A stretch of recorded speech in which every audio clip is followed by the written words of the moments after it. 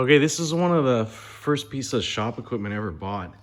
I'm pretty sure I bought it at the Calvan in Richmond, BC. Either there or the one on Kingsway in Vancouver. For sure, 100% did not buy it in Burnaby. Yeah, I was too young back then.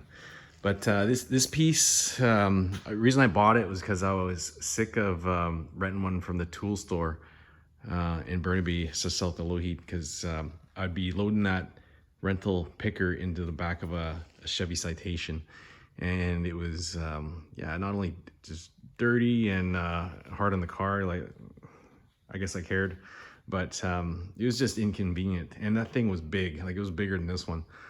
So I ended up buying this, like I said, about 30 years ago, and it's lasted all that time, and they're durable, like nothing breaks, except for the hydraulics. So I've gone and changed O-rings on this thing multiple times, and then this last time, a couple days ago, I changed the O-rings, and it just starts leaking again.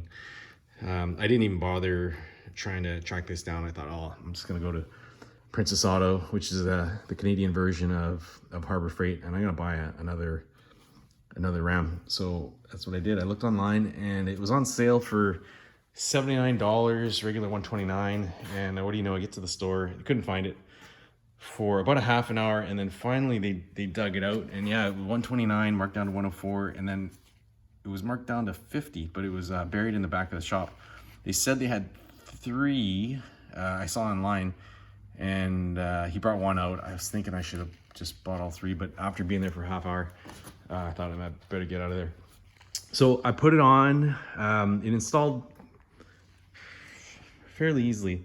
You can see on the original one, the base here is cast into the unit. Anyways, this one is not cast into it. It is, it's bolted on with an Allen key, and there's a couple of pins there, but I had to take it off and just turn it 90 degrees. And then I drilled the spot for the pins to go. So that's on sort of like stock, sort of.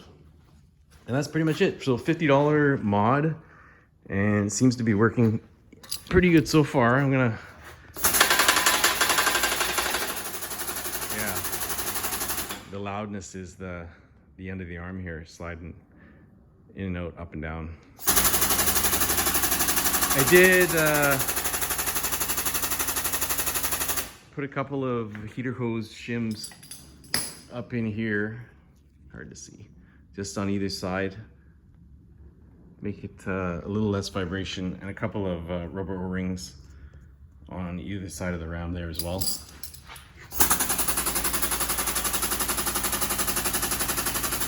Yeah, that's pretty crazy. $50, not even worth trying to fix that other one.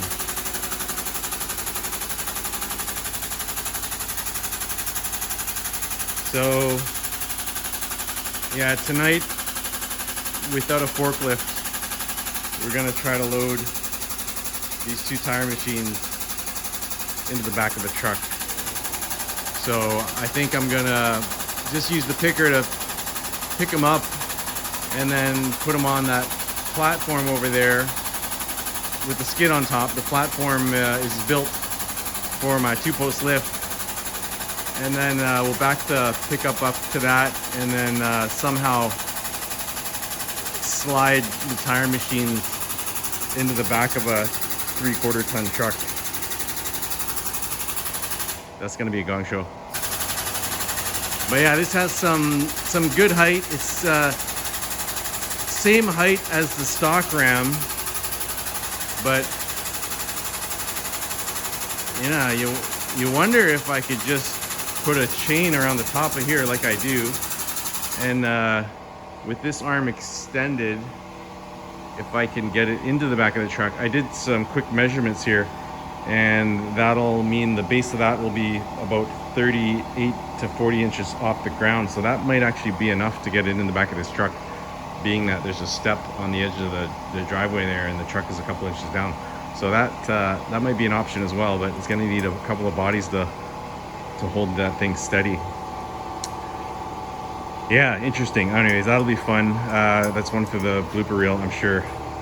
But there you go, best 50 bucks spent this year.